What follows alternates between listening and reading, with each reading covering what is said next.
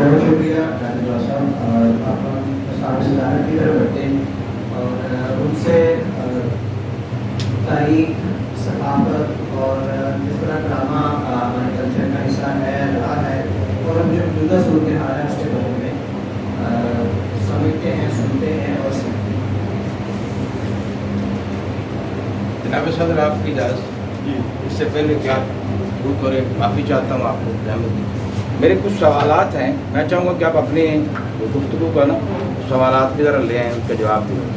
آپ کا کوئی ڈیڈ لائن بھی ہے بند کرنے کی؟ نہیں 10 بجے تک 10 بجے تک جب آپ چاہیں آپ چل ٹھیک ہے. میرا سوال جناب سوال پہلے کر لیں. جی اگر آپ مناسب آپ پھر آپ نے اجازت دینی ہے میں کال ہوتا ہوں. نہیں آپ کیا قوانین اجازت دیتے ہیں. بس میں نے جناب صدر یہی کہنا تھا کہ آج جو پاکستان کا ڈرامہ ہے وہ تھیٹر ہو یا پرائیویٹ پروڈکشن ٹیلی ویژن کے ڈرامے ہیں ٹیلی تھیٹر، یہ ڈرامہ میں جو آج کا سٹوری اور جو کنٹینٹ پیش کیا جا رہا ہے، آپ کیا سمجھتے ہیں کہ وہ سماج سے لگا کھاتا ہے؟ حالانکہ اتنی بے شمار پروڈکشن ہاؤسز کھلے ہوئے ہیں، ٹھیک ہے، اور کیا اس میں گیپ موجود ہے کہ پروگریسو جس طرح آپ تھیٹر چلا رہے ہیں ایک پروگریسو قسم کا چینل بھی لانچ کیا جا سکتا ہے، اس کی گنجائش موجود ہے یا نہیں؟ کیونکہ ISPR نے تو گرین ٹی وی کے نام سے لانچ کر دیا ہوا ہے میری اس کے مطابق اطلاع کے مطابق، ٹھیک ہے. کیا ہم اس سے آگے بڑھ سکتے ہیں ڈرامے میں؟ کو کنٹینٹ بہت ہے، بہت سارا رچ ہے، بہت کچھ لکھا جا رہا ہے جن کو ہم ڈرامائی تشکیل دے سکتے ہیں. کیا اس کے امکانات موجود ہیں حال میں یا مستقبل میں یا نہیں؟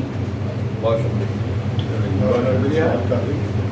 تو چلے اس کا بھی ذکر آ جائے گا. ویسے اب پرفارمنگ آرٹس کی ہم بات کر رہے ہیں تو جس شعبے کی آپ بات کر رہے ہیں وہ تھوڑا سا وہ الگ سے نکل گیا ہے، جو ایک بزنس آ گیا ہے، کمرشل، جو آپ اس کو کہہ لیں کہ انٹرٹینمنٹ کہہ لیں.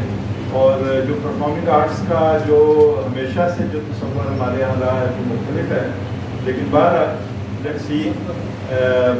میں شکریہ ادا کرتا ہوں اپنے دونوں دوستوں کا، فکی صاحب کا بھی اور جواد کا بھی. بڑی انہوں نے کمپریہنسو گفتگو کی اور انہوں نے ہمیں یونان سے لے کے پاکستان تک لے کے آئے اور بڑے ایک عام فہم انداز میں اور بڑے اچھے اینیکڈوٹس تھے جس میں بعض اسکیچز میں میں بھی ایک کردار تھا اور جو میرے لیے بھی کچھ ان میں سے چیزیں جو ہے نا وہ نیو فار می. اور جواد نے بھی جو ایک زیادہ ان کا ایمفیسس تھا کہ جو انٹریکشن ہے مختلف کمیونٹیز کا اور مختلف قوموں کا، اور اس کے ذریعے جو ایک اس تصادم سے یا اس اوور لیپنگ سے جو ایک نئی سوچ پیدا ہوتی ہے اس کی کتنی امپورٹنس ہے. اور اس کی بڑی اچھی مثالیں انہوں نے اپنے ہی ریسنٹ جو ہمارا انڈو پاکستان کا کلچر اور لٹریچر ہے اس کے ساتھ ہے.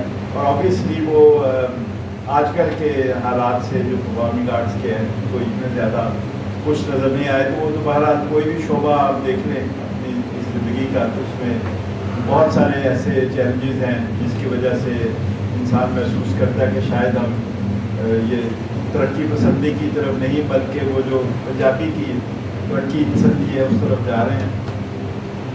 تو بہرحال میرا خیال ہے کہ جو پرفارمنگ آرٹس کی جو پہلی بات تو یہ ہمیں ذہن میں رکھنی چاہیے کیونکہ ہم سب کا تجربہ ہے کہ یہ صدیوں سے ہزاروں سالوں سے انسان کی جو تہذیب کی اور ایک جو کمیونل لائف ہے اس کی بھی ابتدا سے جو یہ ہمارے انسانیت میں موجود رہا ہے. اور یہ انفرادی طور پہ یا جب ایک ہزاروں سال پہلے ایک ہنٹر گیدرر کی زندگی تھی اور اس کے بعد جس طرح سوسائٹی ڈیولپ ہوئی تو یہ کہیں نہ کہیں موجود رہا ہے. تو یہ انسان کی جبلت میں یا انسانیت کی جبلت میں کوئی چیز موجود ہے. اس کے دشمن تو بڑے بیٹھے ہیں، سینسر والے بھی بیٹھے ہیں اور حکومت والے بھی بیٹھے ہیں اور داڑھیوں والے بھی، معذرت سے جو یہاں پر بے ضرر داڑھیوں والے ہیں ان سے معذرت کے ساتھ تو ہر کوئی اس کے خلاف ہے. جو ایک کی فورسز ہیں, ٹیکنالوجی جو ہے, ہر کوئی جو پرفارمنگ آرٹس ہے اس کے درپے ہے, اس کا گلا کاٹنے کی کوشش کر رہا ہے. لیکن یہ بھی کوئی ایسی چیز خدا نے انسانیت کے اندر ڈال دی ہے کہ وہ صدیوں سے بلکہ ہزاروں سالوں سے وہ موجود رہی ہے. کبھی سپریس ہو جاتی ہے, کبھی ابھر آتی ہے, ادھر سے اس کو بند کرتے ہیں تو ادھر سے نکل آتی ہے. شاعروں کو بند کرتے ہیں تو میوزک نکل آتا ہے, میوزک کو بند کرتے ہیں تو وہ قرت اور اذان نکل آتی ہے, اور کہیں پر آپ پینٹنگ کو بند کرتے ہیں تو یہ کیلیگرافی نکل آتی ہے. سو یہ ایسی کوئی ایک انسان کے اندر ایک ایسی فورس ہے جو جس کے بغیر انسان نامکمل ہے, انسانیت نامکمل ہے.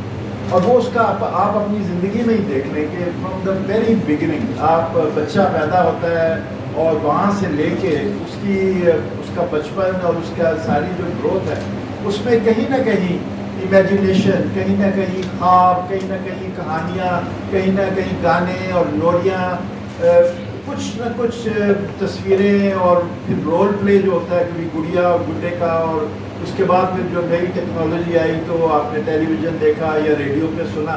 تو یہ انسان کے اندر جو ایک جسم کے اندر جو چیز ہے جس کو آپ روح کہہ لیں یا کوئی اور نام دے لیں, دل کہہ لیں, قلب کہہ لیں, وہ جو ہے وہ اس کے بغیر پنپ نہیں سکتا.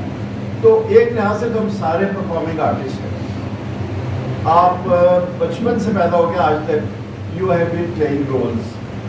آپ مرد کا رول پلے کر رہے ہیں, آپ باپ کا رول پلے کر رہے ہیں, آپ جاگیردار کا یا چوکیدار کا رول پلے کر رہے ہیں. کہیں نہ کہیں آپ امیجن کر رہے ہیں کہ یہ میری پوزیشن ہے, یہ میری ایکسپیکٹیشن ہے. اس کے حساب سے ایک ہی شخص جو ہے وہ گھر میں بیوی کے ساتھ وہ ہسبینڈ کا رول پلے کر رہا ہوتا ہے, اور وہاں پر وہ ڈنڈا لے کے یا جوتا لے کے یا منہ سے گالیاں بک کے اپنے رول کے ساتھ انصاف کر رہا ہوتا ہے. دفتر میں جا کے وہ بیگی بلی بنا ہوتا ہے اور اپنے صاحب کے آگے سلام کر رہا ہوتا ہے, اس کی میز صاف کر رہا ہوتا ہے, وہی شخص ہے. تو ایک لحاظ سے تو یہ ہماری زندگیاں جو ہیں اس میں بھرا ہوا ہے پرفارمنگ آرٹس. آپ کتنا اس کو بند کر لیں, انڈین گانے بند کر لیں, کوئی موسیقی کو حرام قرار دے دیں, لیکن وہ کہیں نہ کہیں شادیوں میں آ جائے گی, کہیں پر لوریوں میں آ جائے گی, کہیں پر آپ کی مذہب کی جو ایک مختلف ایکسپریشنز ہیں ان کے ذریعے آ جاتی ہے. تو ایک تو یہ ہمیں ذہن میں رکھنا چاہیے کہ انٹریکشن اور نو انٹریکشن, گریس اور نو گریس, یہ ہر سوسائٹی کی جو تاریخ ہے, اس کی تہذیب ہے, اس کا جو ماضی ہے, اس کے اندر یہ گھٹا ہوا ہے, اس کو آپ گتھا ہوا ہے. اس کے بغیر آپ اس سوسائٹی کو زندہ نہیں رکھ سکتے. تو یہ صرف وہ جو ابھی شاید کسی نے ذکر کیا کہ مردے میں روح پیدا کرنے والی چیز ہے پرفارمنگ آرٹس. میں سمجھتا ہوں کہ وہ جو زندگی جب دی جاتی ہے تو تبھی سے اس کے اندر وہ روح پھونکی جاتی ہے جو ساری زندگی اس کے ساتھ چلتی ہے. تو یہ تو ایک براڈ پرسپیکٹو ہو گیا. اب مسئلہ یہ ہے کہ اس کے دشمن اتنے کیوں ہیں. دوست تو ہے کہ آپ کا دل کرتا ہے گانے کو آپ گا لیتے ہیں, اگر گا نہیں سکتے تو گانا سن لیتے ہیں, اگر جو ہے وہ خوبصورت گانے کو واہ واہ آپ زبان سے نہیں کہہ سکتے تو دل میں واہ واہ کہہ لیتے ہیں.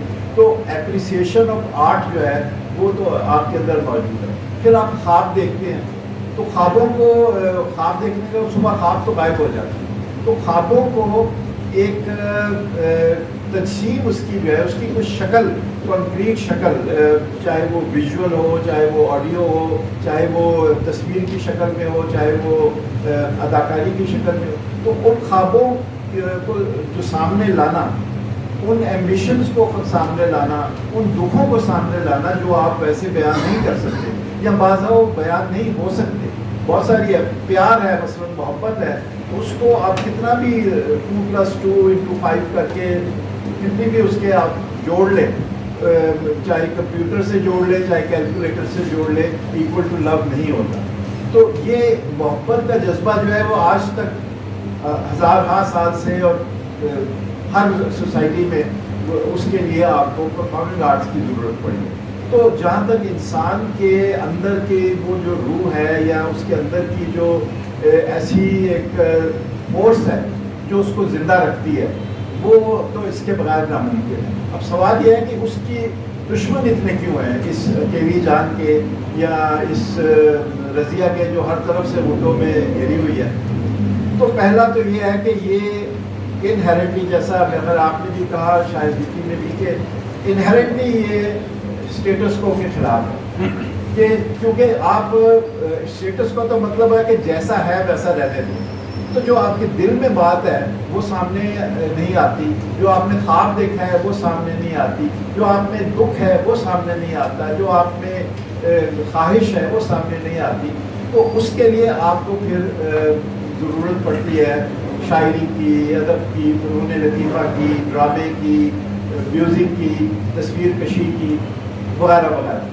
تو وہ جب وہ سامنے آتا ہے وہ چیز جس کو کہ اسٹیٹس کو کا مطلب ہے کہ بند کر دیں، بس جو آپ کو کہہ دیا گیا آپ نے اس پہ عمل کرنا ہے، تو جب یہ اس کا اظہار ہوتا ہے تو ایک لبریٹنگ انفلوئنس ہوتا ہے۔ جب بھی اس کا اظہار ہوتا ہے، چاہے آپ کو اس وقت شعوری طور پہ احساس نہ بھی ہو، لیکن دل سے کوئی بات کرتا ہے تو واہ واہ جو دل سے نکلتی ہے، یا نعرہ نکلتا ہے، اور کوئی تصویر کو دیکھ کے آپ کے اندر ایک طراوت سی محسوس ہوتی ہے، تو یہ ایک لبریٹنگ انفلوئنس ہوتا ہے، ایک آپ کو آزادی کا احساس ہوتا ہے۔ تو آزادی کا یہ احساس جو ہے وہ تو حکمرانوں کا کبھی کام میں نہیں آئے گا، وہ تو ان کے لیے یہ بغاوت کے مترادف۔ آج آپ شاعری کو دیکھ کے کہہ رہے ہیں واہ واہ، تو کل آپ کو زندگی کو اپریشیٹ کرنے لگیں کہ مجھے زندہ رہنا ہے، مجھے آزاد رہنا ہے، مجھے اپنی مرضی کا مالک بننا ہے۔ سو ہمارے حکمران ہمیشہ پرفارمنگ آرٹس سے کے خلاف ان کو کچھ نہ کچھ شک شبہ ضرور ہے، چاہے وہ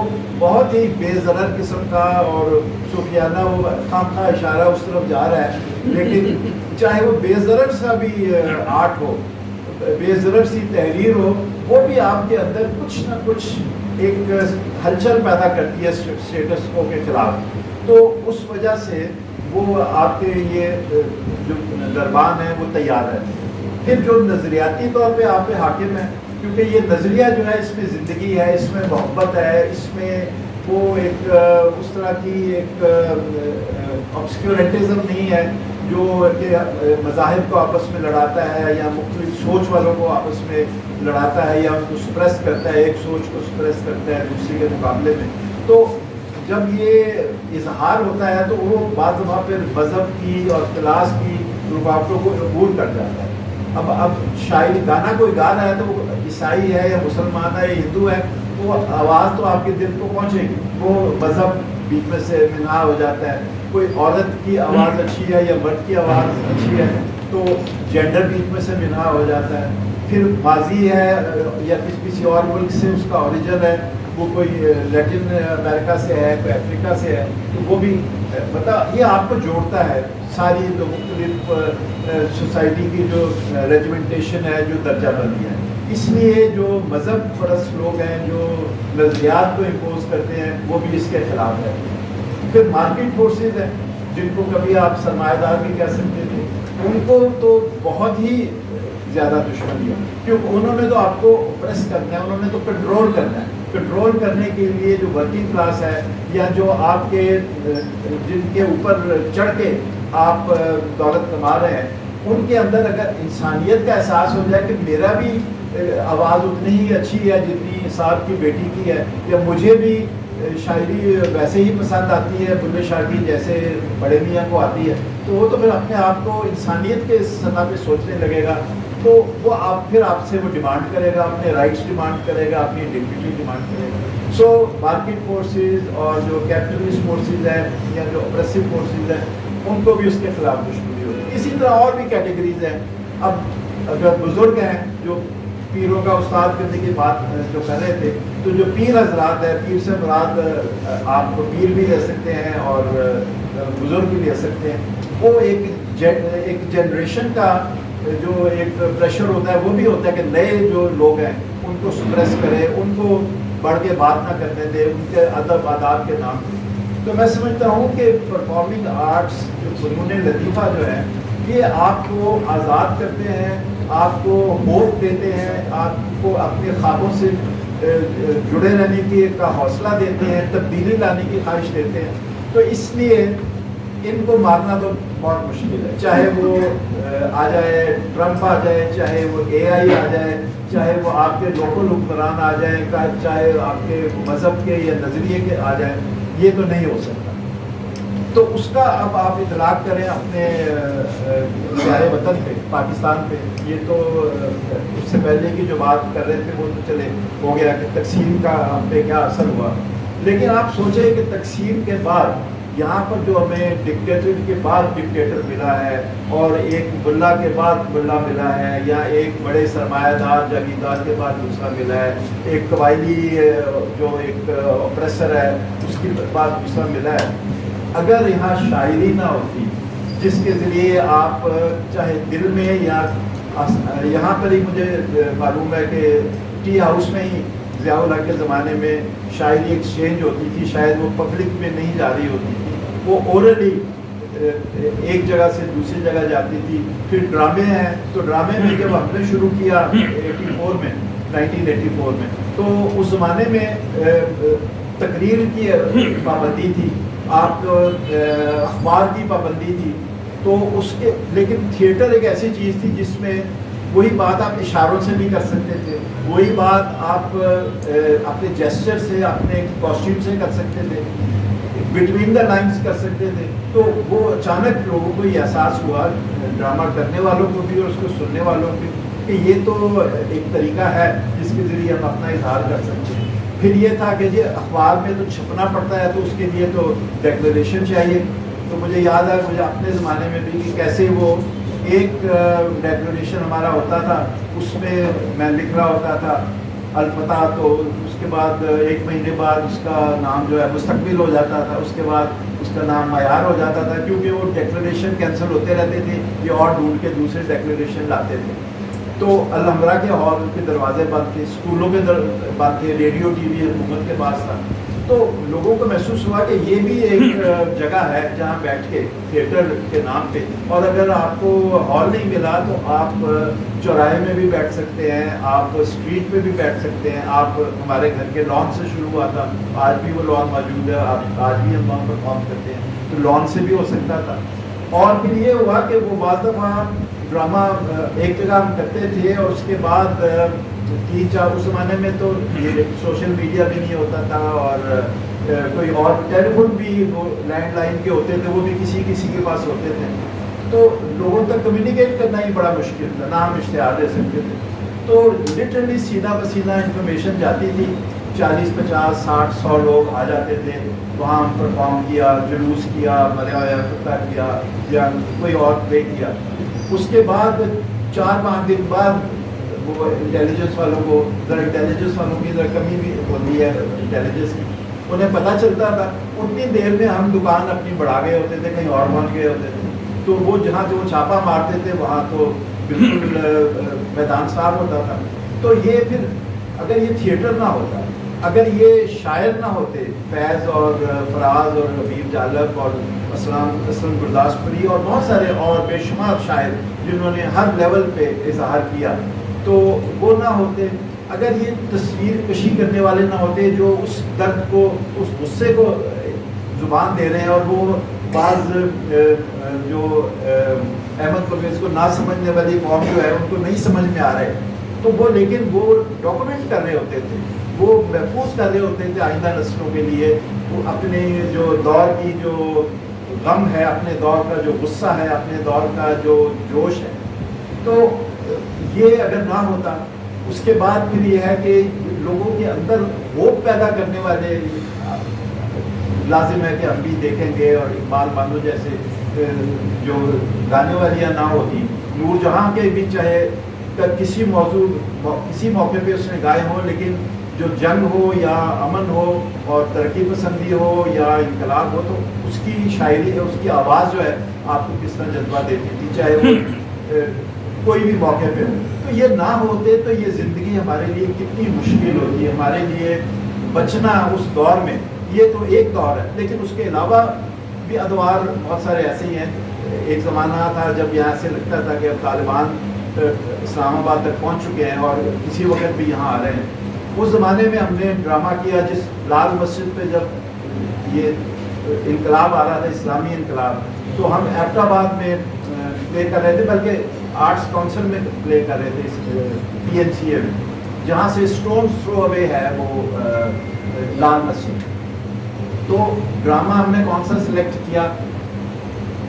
غلام عباس کا ڈرامہ تھا دھڑک، جس کا انگریزی میں ترجمہ کیا تھا خالد حسن نے ہوٹل موہنجو-داڑو کے نام سے. تو ہوٹل موہنجو-داڑو کے نام سے ڈرامہ تھا. اسکرپٹ ہم نے پیش کیا تو ہم نے کہا کہ یہ دھڑک نام کی ایک غلام عباس ہوتے تھے ہمارے رائٹر، ان کی کہانی ہے، یہ ہم پیش کرنا چاہتے ہیں. تو اسکرپٹ والوں نے دیکھا، وہ کہانی تھی 1950-55 کی، جب انسان چاند پہ گیا تو وہاں سے اس کے بعد کیا وہ پہلا انسان جو گیا وہ کیپٹن آدم خان تھا.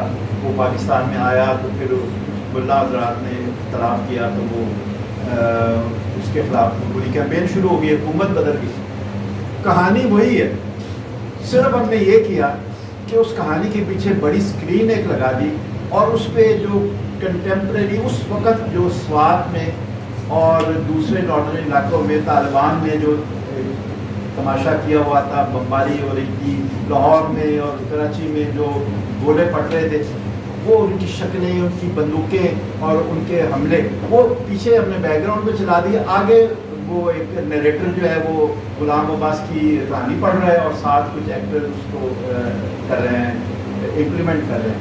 وہ اس کے معنی بدل گئے.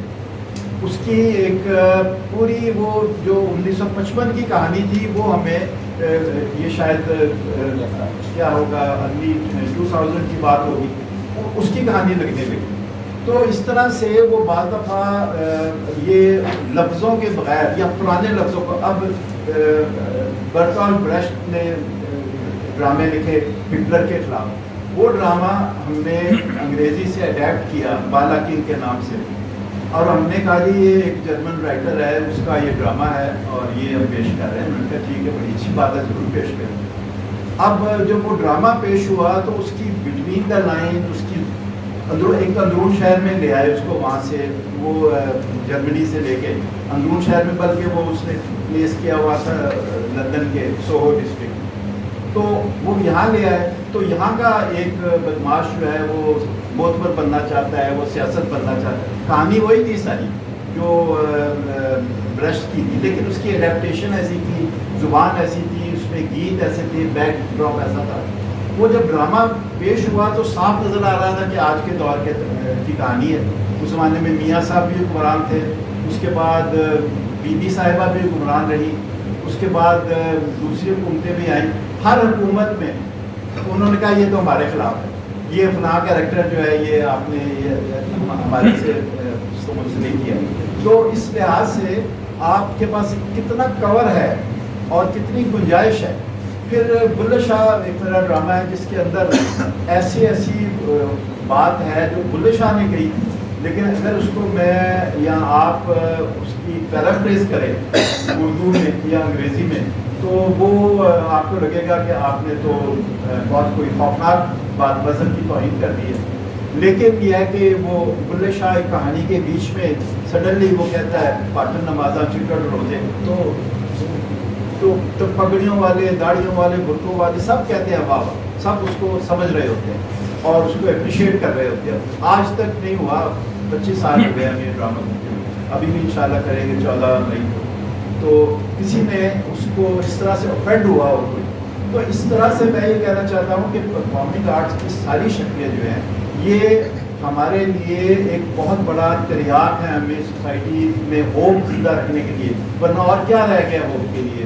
اکنامکلی ہمارا حال برا ہے، پولیٹیکلی ہمارا حال برا ہے، ایڈیولوجیکلی جو ہے وہ ہم بالکل ہوا میں رہ رہے ہیں. پھر یہ جو میڈیا آیا ہے، اس کے بعد اب جو سوشل میڈیا آیا ہے، اس نے ہمیں زمین سے توڑ دیا ہے، آسمان سے توڑ دیا ہے، درمیان میں کہیں لٹک رہے ہیں. تو یہ جو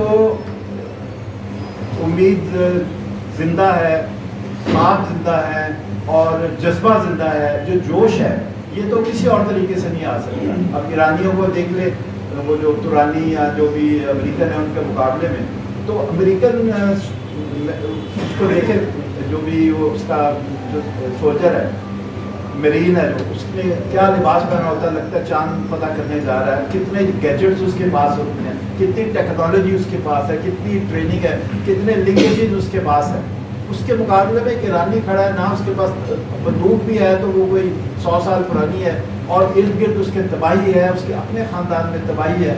तो वो जोश कहाँ से आ रहा है? वो जो यहाँ से कोई हमारा एक खैर का पैगाम लेके कुरान जाता है तो उसके लिए एक नगमा पेश कर देते हैं। यही नगमे हैं जिन्होंने उनको ज़िंदा रखा हुआ है, वही शायरी है हज़ारों साल पुरानी, वो जो जिस तहजीब को मिटाने की वो भरपूर कोशिश कर रहे हैं सारे मिलके, सिर्फ ट्रम्प नहीं बल्कि सारी वो जो बैंड ड्रैगन है, तो वो उसको ज़िंदा रखने वाली यही ताकत है जो हमारे दरमियान भी मौजूद है। हमारा बहुत रिच लिटरेचर है, रिच आर्ट है, और हमारे लोगों ने बदतरीन ज़माने में भी मुकाबले सहे हैं, बाज़ दफ़ा फाकों से भरे हैं, बाज़ दफ़ा टॉर्चर से भरे हैं, बाज़ दफ़ा एग्जाइल हुए हैं, बाज़ ज़ुबानों पे उन्हें पहरे लगाने पड़े हैं। उसके बावजूद तमाम मायूसियों के बावजूद मैं समझता हूँ कि हमारा परफॉर्मिंग आर्ट ज़िंदा है, और आगे जो चैलेंजेस आ रहे हैं आज के दौर के आगे के चैलेंजेस हैं, चाहे वो यहाँ पर एक और हुक्मरानों का एक और निज़ाम हम पे मुसल्लत होने को है, या इस रीजन में कोई निज़ाम मुसल्लत होने का है, या हमारी जो टेक्नोलॉजी है वो हमें कंप्यूटर के ज़रिए और सोशल मीडिया के ज़रिए और AI के ज़रिए हमें किसी और तरफ ले जा रही है, लेकिन अंदर से आज भी हमारे अंदर जो है ना वो इंसान ज़िंदा है। और इंशाअल्लाह मैं इस पर ख़त्म करूँगा। हमारा ये एक जोका का एक गीत है, उसका एक क्या लें कि मुखड़ा है कि इंसान अभी तक ज़िंदा है, ज़िंदा होने पे शर्मिंदा है, लेकिन इंसान अभी तक ज़िंदा है। Thank you.